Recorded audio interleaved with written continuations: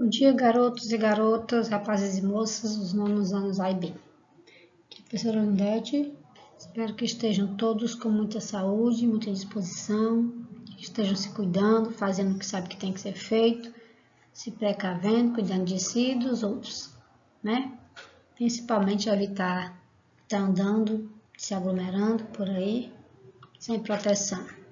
Máscara sempre, não é isso? Vamos lá, dando continuidade à aula passada, na última sexta-feira, do dia 5, nós vimos a primeira e segunda fase da globalização. Nós estamos hoje para terminar essas fases, a terceira e a quarta, ok? E ao final, como sempre, tem nossas atividades, nossa atividade no caso. Vamos lá. A terceira fase, dando continuidade, né? Terceira fase, o acontecimento que marca a terceira fase da globalização é a Guerra Fria, que ela perdurou no período de 45 a 1991. Essa Guerra Fria, né, ela aconteceu no momento em que houve uma disputa entre a União Soviética na época, hoje Rússia, né, União Soviética e Estados Unidos. A Guerra Fria foi um conflito ideológico só de ideias, onde não houve derramamento de sangue, não houve um conflito realmente com armamento pesado, né? E eles, os dois, disputavam entre si o poderio bélico, que é isso, as armas.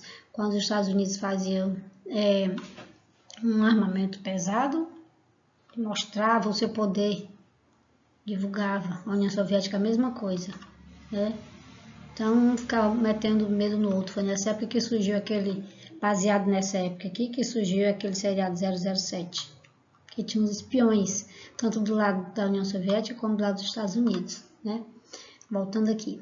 Nessa fase, há um conflito entre a existência do sistema capitalista, né? Capitalista, que era definido pelos Estados Unidos, e os preceitos socialistas, definidos pela União Soviética.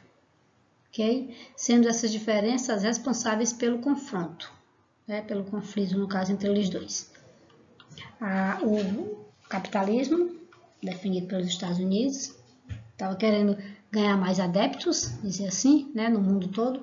Então, ele queria destronar o socialismo, queria acabar com o socialismo e impor somente o capitalismo, que hoje em dia praticamente é isso que acontece no mundo todo, né? Felizmente, mas é isso, vamos lá. Então, no contexto da Guerra Fria, especificamente, essa disputa entre a União Soviética e Estados Unidos ocorre entre dois modelos econômicos opostos. O bloco socialista, né, liderado pela União Soviética, defendido pela União Soviética, e o bloco capitalista dos Estados Unidos. Quais foram, tiveram algumas e várias características, né? Algumas delas eu trouxe para vocês, as principais. Nessa época, que marcou primordialmente o desenvolvimento dos transportes, avanços na informática e nas telecomunicações, e a evolução dos conhecimentos científicos, como as tecnologias espaciais e a robótica. Essa área se desenvolveu mais os foguetes, né, para ir à Lua. E bem como também as lunetas de maior alcance, né? Aí vamos lá. Do mesmo modo, o aumento da circulação de informação também foi bastante influenciado por essa fase da globalização, especialmente pelas novidades surgidas na comunicação e na informática. Ok? O advento aqui da informática foi se aperfeiçoando mais ainda. E a quarta fase? A quarta fase é a fase que nós vivenciamos ainda, né? É a atual fase do processo da globalização.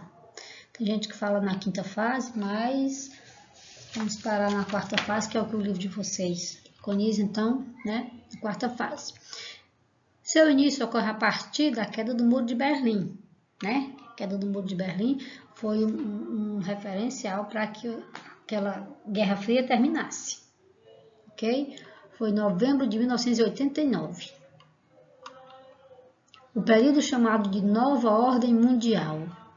Esse período é marcado por mais avanço e consolidação do sistema capitalista. Ou seja, o capitalismo, apesar de não ter tido a disputa muito assim, vamos dizer assim, propriamente dita entre eles, mas o capitalismo consolidou-se e sobrepôs ao socialismo, né? As consequências da vigência desse sistema capitalista também começam a ser percebidas com mais clareza. A etapa tem como, essa quarta etapa, né, tem como principal característica os avanços tecnológicos, que propiciam o aumento da velocidade de troca de informações, né? Tal fenômeno facilitou o intercâmbio entre diferentes nações, permitindo ainda mais proximidade entre culturas, pessoas, empresas, negócios, né? Hoje em dia, como eu falei nas aulas passadas, você faz uma compra pela internet, você compra o que você quiser, como você quiser, do país que você quiser. Você não sabe nem de onde vem. Você entra no site e adquire aquele produto, e quando chega que você vai saber a procedência, né? Ok? Mas isso tem todo um trâmite, né?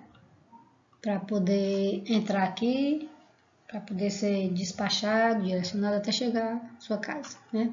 Nessa quarta fase aqui, tem a chamada e a conhecida a Revolução Técnico-Científica Informacional. Ok? Ou seja, os avanços do conhecimento em diversas áreas do conhecimento foi muito marcante nessa fase, principalmente na parte de tecnologia, né? Tanto que se diz respeito à parte da robótica, de telecomunicações, a biotecnologia, né? Na química, ok? Dentre outros, nos mais variados aspectos do conhecimento humano, ocorreu aqui, na quarta fase, certo? As pessoas começaram a entender melhor, estudar mais, e aí com o advento da tecnologia aí, né, foi facilitando, a internet foi facilitando, e aí cada vez mais se aprimoram os conhecimentos, todos os ramos, né, do conhecimento humano, tanto na medicina, na engenharia, entre vários, né? O avanço tecnológico influencia diretamente no sistema capitalista, pois ele permite, por exemplo, que multinacionais, né, cheguem a diferentes países. Ou seja, o que é uma multinacional, uma empresa gigantesca, grande, vamos supor, uma empresa sediada aqui nos Estados Unidos, ele vem, coloca essa multinacional vem se instala em um país subdesenvolvido, né? E aí, é para qual o interesse? Além de divulgar os produtos, a mão de obra barata naquele local. As pessoas, a maioria sem emprego, então vão aceitar, ganhar o que eles oferecem. Ok?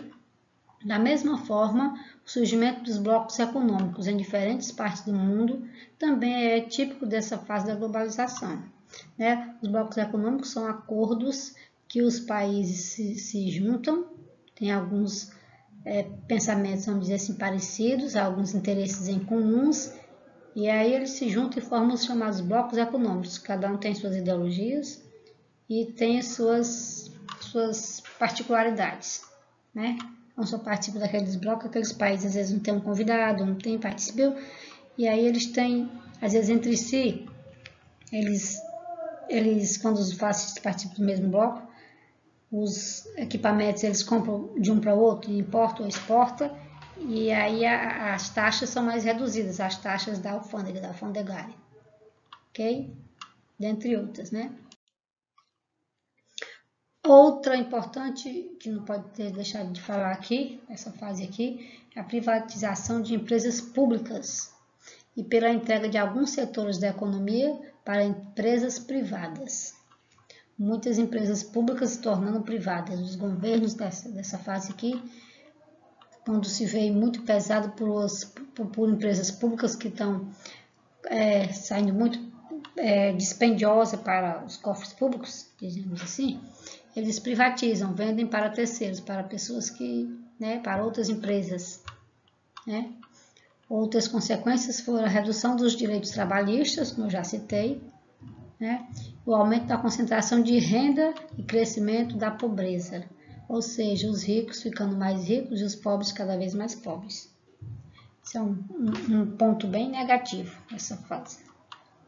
Se acentua cada vez mais as diferenças econômicas entre os países, entre as pessoas, entre as comunidades em geral. Okay? As características principais. O uso de novas fontes de energia, principalmente a energia nuclear, né, que é a fissura atômica, eles quebram a molécula do átomo. Né? O desenvolvimento de tecnologias modernas em áreas como a genética, a robótica e a biotecnologia. É isso que hoje em dia já pode fazer na parte da medicina, atrelada à robótica, pode fazer inúmeros tipos de cirurgias robotizadas. O médico faz só manipular o sistema, né? E os braços robóticos fazem a cirurgia em si. Ok? E como uma das principais consequências negativas dessa época, pode-se apontar o aumento dos prejuízos causados ao meio ambiente, né? E às fontes de energias não renováveis.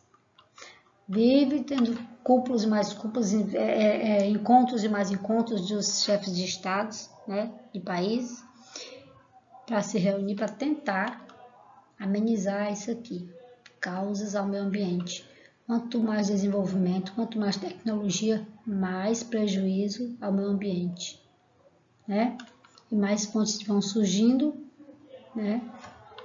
E aí ocasionando cada vez mais esse devastamento aqui, né? O caos no meio ambiente, que as consequências podem ser catastróficas. Isso. Bem, pessoal, chegamos agora à nossa atividade. Né? Qualquer coisinha vocês não estiverem entendendo, podem me procurar no privado. Vamos lá, assista a videoaula, leia as páginas 16 e 17 e responda as questões da página 24. Questões são essas, A1, 3, 7, 8 e 10. O item A e item B. Ok? Da questão 10, o item A e item B. Então, por hoje é só. Assim que vocês terminarem, por favor, enviem para o meu e-mail, lindete.freitas2@gmail.com. Estou percebendo que tem alguns alunos que ainda não enviaram nenhuma atividade, não sei porquê, mas eu espero que vocês comecem a fazer as devolutivas, né? Que é preciso para gerar nota. E já vem se aproximando uma provinha por aí, ok? O simulado. Então, por hoje é só. Bom final de semana e se cuidem. Até a próxima, se Deus quiser.